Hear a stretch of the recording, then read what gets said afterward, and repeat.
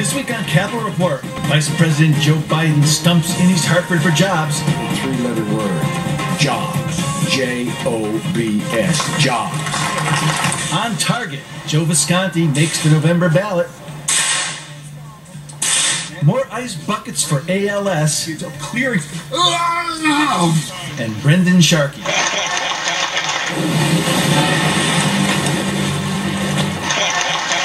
All this week You're going to need a bigger boat. on Capitol. Catching walleye from the dock, watching the waves roll off the rocks. She'll forever hold a spot inside my soul. We missed her in the sun, we couldn't wait for night to come. Welcome to Capitol Report. I am Tom Dutchick, and we are glad you are spending a little part of your Sunday morning with us around the table at Shark Week here alongside Maribel Laluz, Communication Director to Harvard Mayor Pedro Segarra. Good to have you here. And Brendan Sharkey, Speaker of the House, the Shark Attack. Good to be here, Tom. There you go, the Shark Bites, alongside Themis Claridis, Deputy Minority Leader. Could be a little look at things to come here later on. And Christy Lee down there, who's President Pro Tem or Consultant at large. Consultant at large, huh? For food. That's a segue, as they say in TV2, a thought to Joe Visconti, who made the ballot. Here's a fired up Visconti a few months ago talking about what he wants to do. Watch this. Our party has got to go at Malloy and the Democratic Party like never before. I'm running. I was a former town council in West Hartford, a former candidate for Congress, a Tea Party activist. I carry a gun. What happened to the Republican Party, the party of this is a republic, not a democracy? This is time for us to stand up. I am looking to nationalize this race because $1 million between now and August for any of my good fellow Republicans running with me is not going to be enough to take out the Democrat machine. Themis, some call him the best none of the above candidate Connecticut has ever seen.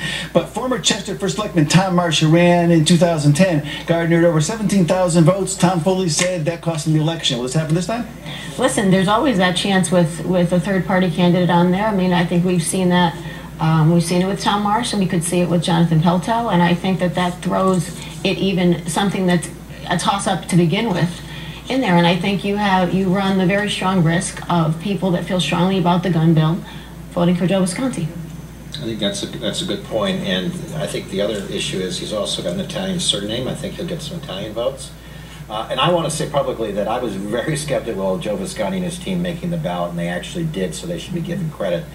But, you know, Joe's got a lot of other personal issues, I think, that are going to come out the more he gets traction. But he does have a grassroots following, there's no doubt about it, and he knows how to use social media, so he could be a problem. Let's see, Mike, punch in one more clip from Joe here. Watch this. Americans need a job first, then they need a tax break, and then they need a raise. And people are coming to minimum wage. This is just polarization by the Obama and Malloy administration to try to get the poor angry at the Republicans. The reality is businesses are not going to hire. Well, why is Dan Malloy politically driving down the Main Street, Connecticut, throwing Molotov cocktails through their business storefront windows? Because that's what he's doing metaphorically. He's throwing Molotov cocktails through their windows, and they are under siege. Fiery rhetoric, huh, Brennan? Well, yeah, I give him a lot of credit for a guy who's got relatively little experience in the political world statewide.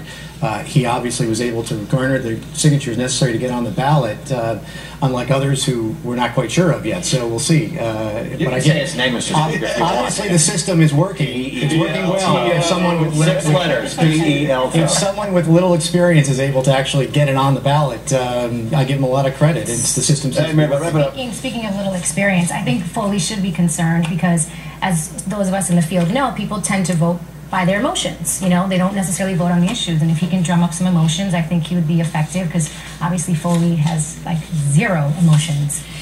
So if I was Foley, I would be very concerned.